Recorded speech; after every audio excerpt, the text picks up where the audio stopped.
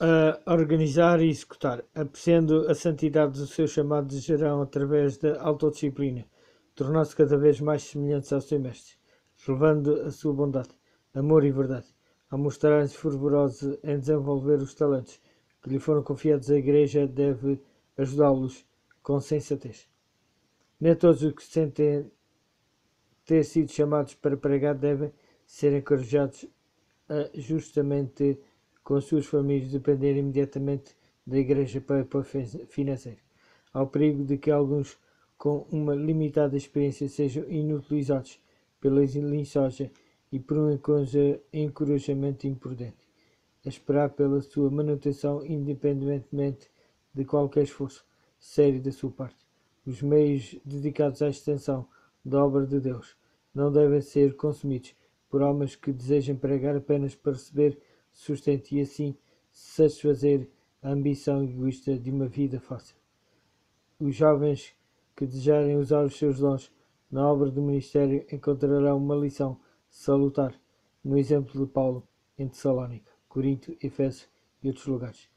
Embora fosse um pregador eloquente e escolhido por Deus para uma obra especial, nunca se colocou acima do trabalho nem deixou de se sacrificar pela causa que amava. Até o dia de hoje, escreveu aos Coríntios, temos sofrido fome e sede, e tem-nos faltado roupa para vestir. Batem-nos, não temos morada certa e cansamos a trabalhar com a nossa própria mão. Quando nos falam com dureza, respondemos com doçura. Quando nos perseguem, sofremos com paciência. Apesar de ser um dos maiores mestres humanos, Paulo executou alegremente os mais humildes bens como o mais altos deveres. Mesmo quando, ao serviço do mestre, as circunstâncias o requeriam, trabalhava voluntariamente no seu ofício. Contudo, estava sempre pronto a pôr de lado o seu trabalho secular para enfrentar a oposição dos inimigos do Evangelho ou aproveitar uma oportunidade especial para salvar almas para Cristo. O seu zelo e entrega era uma reprovação à intolerância e ao desejo de conforto.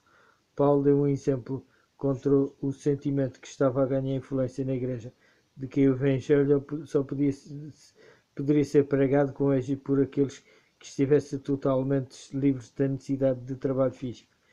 Ele ilustrou de maneira prática o que podia ser feito por leis consagrados em muitos lugares onde as pessoas não estavam familiarizadas com a verdade do Evangelho.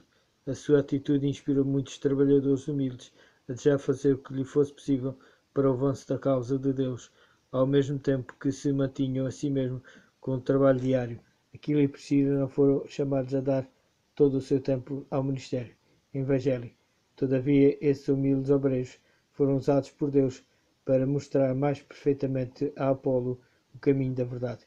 O Senhor emprega vários instrumentos para a realização do seu plano, e enquanto alguns com talentos especiais são escolhidos para dedicar todas as suas energias à tarefa de ensinar e pregar o Evangelho, muitos outros sobre quem mãos humanas nunca foram postas para a ordenação são chamados a desempenhar uma parte importante na salvação das pessoas. Há um vasto campo aberto diante do obreiro evangélico, por conta própria. Muitos podem conseguir valiosas experiências no ministério, enquanto dedicam parte do tempo em atividades manuais, e por este método podem desenvolver-se obreiros eficientes para importantes serviços em campos necessitados. O voluntário e abnegado servo de Deus que trabalha incansavelmente espalhando a palavra e a doutrina leva o coração um pesado fardo. Não mede o seu trabalho pelas horas. O salário nem tem influência no trabalho, nem se desvia do seu dever por causa de condições desfavoráveis. Recebeu do céu a sua missão e do céu espera a sua recompensa quando estiver concluída a obra que lhe foi confiada. É desígnio de Deus que esses obreiros estejam livres de necessidades desnecessárias para poderem obedecer completamente à ordem de Paulo e Timóteo. Lembra-te destas coisas e medita nelas, para que todos possam ver o resultado do teu esforço. 1 Tessalonicenses, capítulo 4, versículo 15. embora deva ser o cuidado em se exercitarem bastante para manterem a mente e o corpo vigorosos, não é, todavia, plano de Deus que sejam forçados a passar grande parte do seu tempo em tarefas seculares. Estes fiéis obreiros, embora dispostos a gastar-se e a deixar-se gastar pelo Evangelho, não estão isentos da tentação, quando preocupados e subcarregados de ansiedade, porque a Igreja deixou de lhes providenciar o devido sustento financeiro.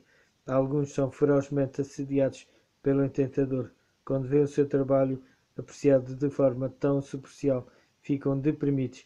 De facto, aguardam um tempo do juízo para receber a legítima recompensa, e isto dá-lhes ânimo. Contudo, as suas famílias precisam de roupa e alimento.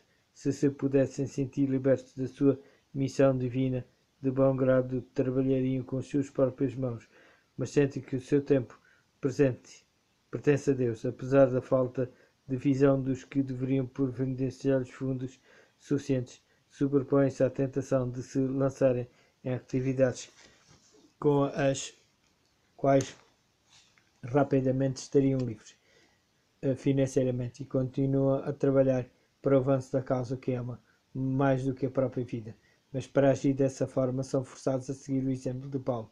Então empenham-se por algum tempo em trabalho manual, enquanto continuam a realizar a sua atividade ministerial. E fazem isso não para procurar os seus próprios interesses, mas os interesses da causa de Deus.